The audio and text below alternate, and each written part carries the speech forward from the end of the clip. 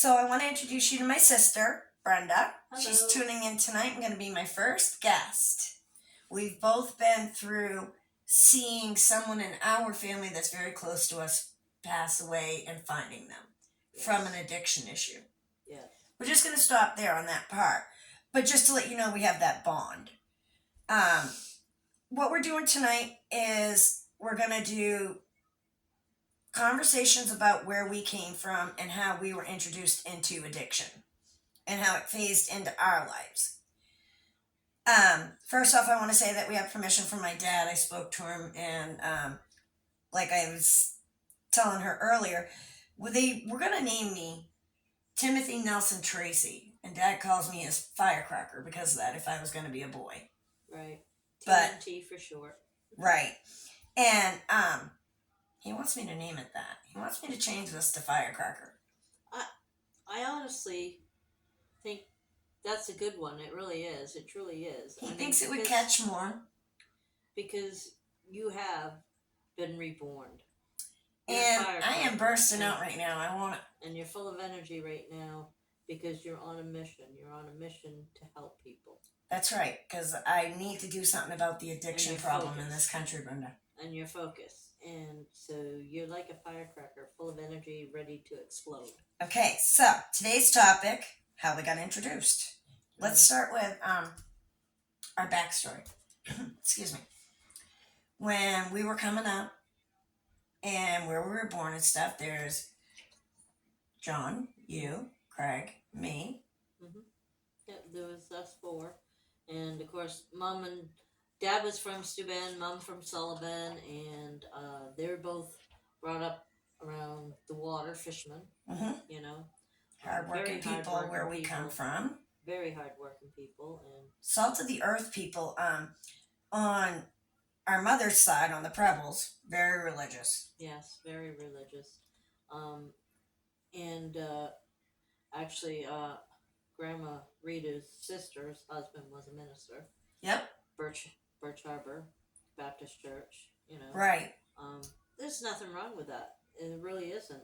Oh no, I'm a firm believer in God.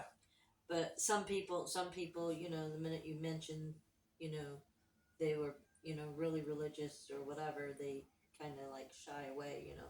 So no, this isn't about religion. This is about opening eyes. But where we came from, the sturdy people we were. Right, right. And I mean, you're exactly right. I mean, we're just trying to set the foundation of the family we came from. Right. Half of them was really religious, and the other half, well, not really. It's not that they weren't religious; they were firm believers. But they were firm believers on my father's side, and that would be Harvard and Eva. Right. But Dad being a lonely child, Mom wasn't. Right. She was. Now see, Mom's parents, Rita and Johnny. Right. They were very hard workers of the ocean. Right. Very, very hard workers. Yeah. Well. Graham, I swear, her bones were made of steel. Right. This lady. Yeah. She worked the stern just like anybody on a boat. She really did. Damn straight. And that woman worked freaking hard. And, I mean, and on the other side, on Dad's side, Graham and Grandpa, they were hard workers too. Graham used to wash sheets for the people in town, you know, the out-of-staters that would come, seasonal or whatever. She would do their laundry, and snow is white. In that old wash tub. I mean, it was just, you know, amazing the amount of hours they used to put into things. The labor. Grandpa used to do carpentry and plus lobstering or whatever. So they were also hard workers and lived off the land, you know, planting gardens and whatever. And back in those days, you didn't hear about addiction. No, like she would scrub sheets in the basement on an old washboard. Right. I mean, like she didn't have no whirlpool. Right. Like none of us know about. So, I mean, it wasn't something back in the early days when we were smaller that we noticed addiction. No. I think it was when we moved to Massachusetts. When we left Maine. Well, Dad barbered, right? He did. He did barbering in Bangor for years. We were, you know, living in Bangor, and he was trying to make ends meet. And then he got transferred out to Massachusetts to Westover Air Force Base because he was doing Dow over here in Bangor. A lot of people didn't know that. I didn't know that. Yes, he used to cut hair there in Bangor at the Dow Air Force Base. And I mean, and feeding, back in those days in the early 60s, it was tough feeding 4 kids and off of his salary. Or Well, whatever. what we both know, and a lot of people in our family and friends wouldn't know, is that what would be diagnosable now is our father probably had pretty bad sex addiction. Yeah, exactly. He left our mother with 4 mouths to feed, and Right. he ran out the door whenever he chose and left her And to he did. stand. And he did. He did. She used to that take on her numerous guitar and occasions. go play music to make money Right. to feed and, us. And she was a heck of a singer, and Jesus, she she could could belt sing out the Patsy- Patsy Cline like oh, nobody's yeah, Patsy fucking Cline was her business. favorite. God. That or Loretta Lynn or Yeah, but Tammy Wynette. She knew them all. So all right, when we got established in Massachusetts is when we really started being affected by the drug yes. world and seeing addiction and Right. things that you would have never saw in the life we were living here in Maine. This Right. is a type of life, people, where our grandfather would put us in the back of a pickup truck with a dog, and we'd all head down and get on his lobster boat, go down to their shore property and get on Right. his lobster boat. And like in the summer, we'd go raking blueberries. That's Right. back breaking, blueberry raking in the state of Maine, That's I want how you to we- know. That's And how that's we hard used to- work. That's how we used to earn our money for school clothes in the fall. That's right. For, And for I'm school saying these clothes people and worked whatever. hard, they were strong people, but you get to Massachusetts and that was the first time I'd ever seen like state programs. Right. Mom, I thought she was going to die the first time she had to feed us state cheese and stuff, and someone saw it that she didn't want to see Right. that. So, and and when you say addictions, when we're going to Massachusetts and we're going to talk about when we thought the early addictions transpired, I think it was when John first got hit by the car. I agree with that because they had him on so much drugs, Brenda. He was, 13 at the time, wasn't he? Yep. 13 years old. He got hit by a car in Massachusetts and That left guy for dragged dead. him 7 blocks. Left for dead by the roadside. Dragged him. He was in a full body cast for a year and a half Yeah, I was at the hospital every day. and on pain meds. Yep. This whole time. And he told me they sent him home with liquid morphine. I can't remember if that's the truth or not. As far as, But keep in of mind, course I was younger. Too. I was the baby, and by the time I was getting information for John, he had been through so many drug phases and so many drugs in and out of prison that Right. I don't know how much information I was getting is completely clear, Well, and see, the thing was, because at that point, he'd become addicted to what they had prescribed him. And when he couldn't get it, he sought elsewhere. And that's when Well, no, not yet. He did that later. What happened first was he decided he was going to revolt on Mom and Dad. Yeah, Because Mom and Dad were acting out. right. Because they weren't treating each other right in their marriage. We were getting exposed to more things. Because Absolutely. she was trying anything to keep him home, so he started talking her into doing things that she probably never would have done. Right. Swinging a little bit. Yeah, our parents were swingers. Yep. And I can remember my first memory of the swingers conversation is a home in Massachusetts. They were telling us, oh, they have all these games, you're going to have the most fun. Right. And we walk upstairs, I mean, it was a glorious home. And you go down into the basement, but they pull the stairs up. Right. And the boys who lived there, whose parents it was that were hosting, would take a broom to nail that, to get people to come and finally open it. And we never knew when they would, but they had Right. any game or anything you wanted to eat. I know. Pretty scary, though. But it was very scary. And all the windows, if you remember, every window in that house was blacked out. Yeah. Yeah. Because I said that to Mom when we pulled up, why are all their windows black?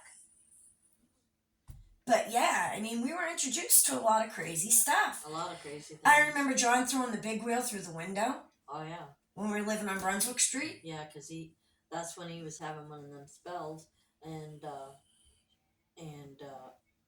I don't know if you knew that the people that had lived next door had started stealing from us and hiding it underneath our porch on Brunswick Street. I almost remember you telling me this now. And yeah, and somehow they thought that it was in connection with John.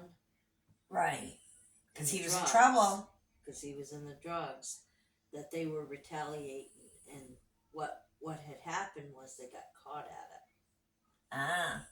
So I shortly remember. thereafter, they were smuggling. They were big time. They were smuggling cars and everything in and out of their backyard and stripping them down within minutes, and they were in trouble with the law. So they shortly moved from there and went south. And I heard karma did get them in the end. Teach their own that.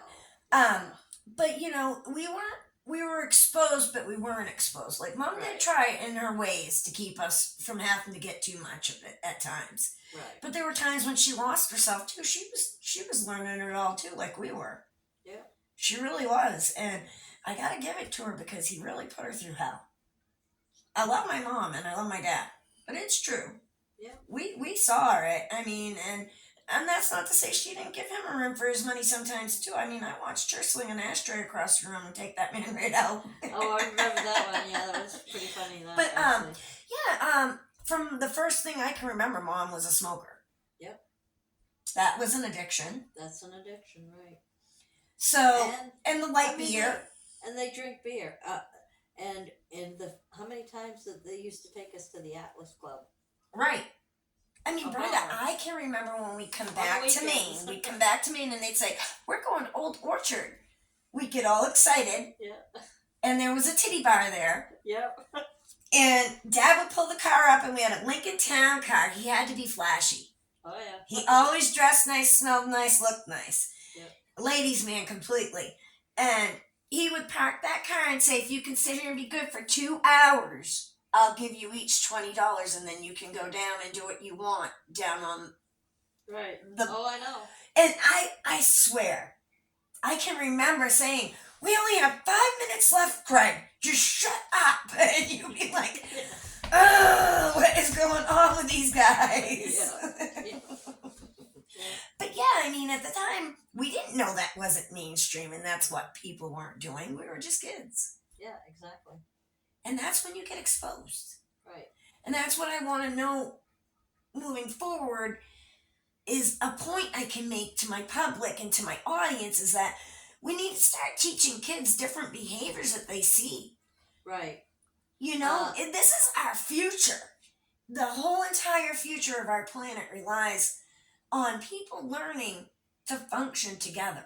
Learning to correct the wrong. Correct. Correct the wrong. You are absolutely Fix what's on it wrong. there. It's you know the saying where if it ain't broke, don't fix it. Well, it's the opposite here. yeah, It's absolutely. broke. We need to fix it. Yeah, we need have to figure fix this it. out. And it's not just you, me. It's affecting every family out there. Somebody knows somebody, Somebody's even if niece, they've been lucky somebody's enough. nephew, somebody's aunt, mother, father, whoever. It affects each and every person out there at some point in some level. And to just keep sweeping this under the carpet's not going to solve it. I agree. You need to discuss these things. But people How can't to be figure afraid out of their a solution. family secrets or their secret, whatever their secret is. Like with my addiction, I hid any way I could. We were always considered the black sheep of the family, remember? Right. On Right. Mom's side of the family. Right. We were always considered the black sheep of the family because we were, the type of people that, we always had the problems. We always had the drinking. We always had Smoking pot, smoking John. pot and the drugs. John in and out of whatever. jail with drugs. So we were always considered that black sheep of the family or whatever. I don't think it was that. I think that people get strayed easy. You gotta have a stronger backbone than to get strayed. Like, Mom and Dad could have made different decisions. Yeah. Absolutely. That ultimately could have affected us. Yeah, you Down the know, road. like you gotta be responsible for your own behavior and what you put out there. Absolutely. And I'm not making exceptions for anything I've done because everybody knows the firecracker. I've done some pretty crazy shit. And I just want this to be a platform where everybody feels welcome to talk about it. Absolutely. It's got to be And where most you don't feel like you can't say something because you should be able to. right, and most people in recovery, they don't want to come because of fear of judgment. Right. And you can't be scared to save your own life. You just can't. I mean, Nobody really truly has the right to judge anybody's situation because they're not sure how they got there. First of all, right. I first agree of with all, that. everybody's journey along the way happens in different aspects. Nobody knows exactly what the triggering point was except that person, probably. Well, for instance, triggering points. Look at Heather. John, he had 2 kids. Right. He had Jeremy and Heather. And Heather went on the side of complete religion and separation from the people in the family that had any respect of that nature. Right. Because she didn't want to expose her children to it. She homeschooled. And that's one way you can go. That's, I think, an extreme way. Right. But okay. But that's the way she go felt that she way. had to do it as a woman, a mother, and a person. Well, I as of late with my situation, I've gone towards the Lord, but I also have learned in my journey along the way that you have to not judge people. You can't judge them for their situations, and you have to be respectful because you have to be forgiving. Right. In order to make things right, you got to learn to forgive somebody of the mistakes, whether they meant to do it or not. That's the discussion we need to have. Like that conversation I had at the fire with you this summer. We won't say any names, but we still forgive people, even they got me to it. Right. So we'll forgive you for that. You got me to it. You have to. You have to go back in order to start and try to figure out how we're going to solve these things. Is you got to learn to forgive all the mistakes in the past to move forward. Right. I agree. Okay, with that being said, I wanted to also touch on the fact that I want to dedicate this to Ashley. Yes. This one recording tonight is going to be dedicated to my niece Ashley. Now, me and Ashley, we ran together, and you knew that. Yes. And I made a lot of bad decisions as an adult. I don't make excuses for it now. And a lot of people don't know that everything started with me with a doctor. As it did for Ashley. Right. And that's the mainstream drug addiction I'm finding. The new mainstream drug addiction. That and there's a lot of any type of pill you could think of being manufactured. They say nowadays that any drug you get on the street has fentanyl in it at some small percentage or another. Level of it, yes. So, I mean, you think about that for a second, that the drug dealer of today's century is out there. If he's on the street doing it illegally, he's doing it in a way that he's killing off all of his buyers. Exactly. Which, what does that make for sense? It doesn't, to me, it doesn't make any sense. But he's like, okay, if I lose 1 or 2 along the way, what's the deal? He doesn't care because he's making such a major profit off our young. Right. He don't care if he loses 1 or 2 along the way.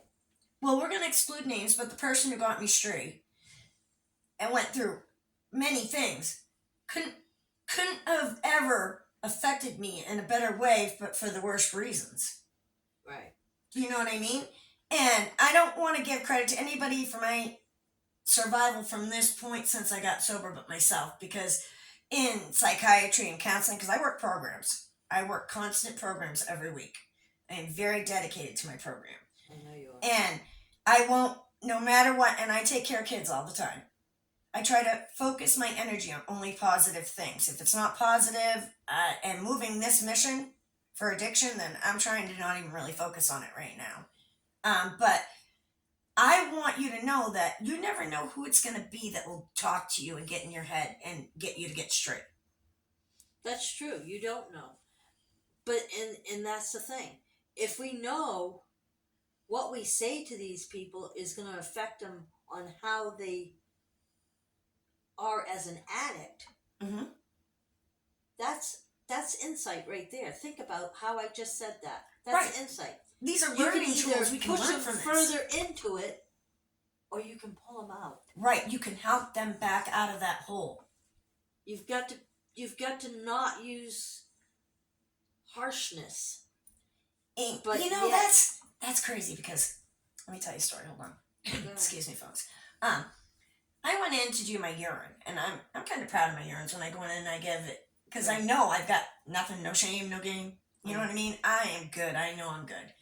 And I have a girl there that I've had a problem with, and she just doesn't seem like she's into helping people with addiction. And it really bothered me because I talked to my doctor. I just happened to have my Zoom right when I got back afterwards that morning. And he was like, you're looking good, da, da, da, da. And I said, well, my counselor just texted while we were having this Zoom and said that, asked if I got my results from my urine. He goes, you don't get them? And I'm like, no, I don't have any need to. I'm not trying to beat anything. Right. I find most people that I know from being on the street and knowing people that drug abuse, they'll find any way they can to beat the test. I've seen John try a million ways to beat the test. We'll talk about that another time. Yeah, many have, and I can tell you of a few ways. So I don't look at it because I'm not worried about it. Do you know what I mean? Right. So he said, Lisa, do you have the way to get back in there and do it right now? And I said, yeah, I'll go right now. And I mean, I hop, skippy, jumped right in there. Right. And when I got there, the lady had knee surgery this summer. And it's a downstairs place, and they have to, because of a situation I'm not allowed to discuss, lock the door downstairs now. Right. And I rang the buzzer. She came down, and you were just here. Yes, I was. What are you doing back here? I'm coming to give another urine. You just gave a urine. Uh-huh. Well, who told you to come back? Right then, like I told my doctor, I had a pause of thought. I could have snapped and been like, right. What's it any of your fucking business? I'm here for my sobriety. And that's Right. your job, to open that door and make me feel comfortable for my sobriety. Right. I'm embracing it. I'm nice to these people. I'm never rude, rotten, mean, nothing. Right. And that is what I'm trying to express. If you don't have somebody out there in your ballpark or in your court to help you, Right. these guys are screwed. It's like people don't like kids that drive school buses. You gotta You know, why would you drive a school bus if you don't like kids? Right. You know, If you don't like if you addicts. don't like your job, find something that you do like. So I said, I'm going to take a page out of my own book, and I'm going to have confidence in myself, and I'm going to tell the doctors how I feel. I'm going to tell my counselors how I feel, and I brought it to all their attention, and they're going to address it. I think that's good. Because I don't want that person who rings that bell that is sick to their stomach with no money. They don't know how they're going to eat. They don't know where they're going to sleep. They don't know where they're going to go tonight. And they just don't want to be sick. Right. I don't want that person to feel shunned. And I know you know this. That just came from the heart. Yeah, those are raw 7 emotions. long days, Brenda. I will Raw not forget how emotions. sick I was. And I watched John do this. I've watched Ashley. I know. And I've seen my point is, we need to open up conversations and doors. Like, everybody has a story. We all come from different dynamics, places, ethnicities. There's so many things that come into it, The biggest thing I have with addiction is how society has made up its mind that you're an addict. Well, they could just put it down. They could walk away. Whether it be beer or Your drugs body or whatever. tells you after a certain point that you have to have After it. you have had And it changes so your whole much way of thinking. in your system, it's broke down all the serotonin in your brain. It's just crazy You've what it lost does, control. the dynamics. Your body lost control, your mind lost control, and until people realize that this takes over, you do things that you wouldn't normally do to your family. I've seen this. I've seen it your with value John. system totally changes. I've seen it with John. I've seen it with Lisa. I mean, I did. Mm-hmm. Absolutely. Honestly, No. I seen I'm it with in you. complete open about this conversation now. And I've seen it with Ashley. Mm-hmm. I mean, you grasp at straws and you try to take money. You don't care. Your value system just changes. You just need that. It's a thought process for me. Like, I just want the conversations to open, the doors to open. It's in every corner of America. It's all over the world, really. But it's in every corner of our nation, and that's where I'm focusing right now. I want to start a movement. I need people to subscribe. I want to get this going. I want to start having other guests. I want Right. to talk to people about it. Until people can open up their mind and their concept of thinking, we won't go anywhere. Absolutely. We have to try to address this different than what we are. I mean, because what we've been doing is not working. No, it's not working. And quite honestly, I'm more scared now than I ever was because the borders were shut down for 2.5, 3 years. Now they're wide open. We've got the drug cartel in here trying to make up their losses. See now, and we can go off on cartels and where we think it's all filtering in, and maybe me and you can do another segment on that sometime. I would love to do some research. If I mean, this has been pretty painless, right? Yeah, Right. because I have a theory that it's all coming from the Chinese. To be And honest I've with heard you. that too. I mean, I would like to do some homework, and maybe if you'd like to do another segment, Sure, I'd interview you again. sure, absolutely. Is there anything you'd like to say in closing? I just feel that she's brought up a very good and interesting topic.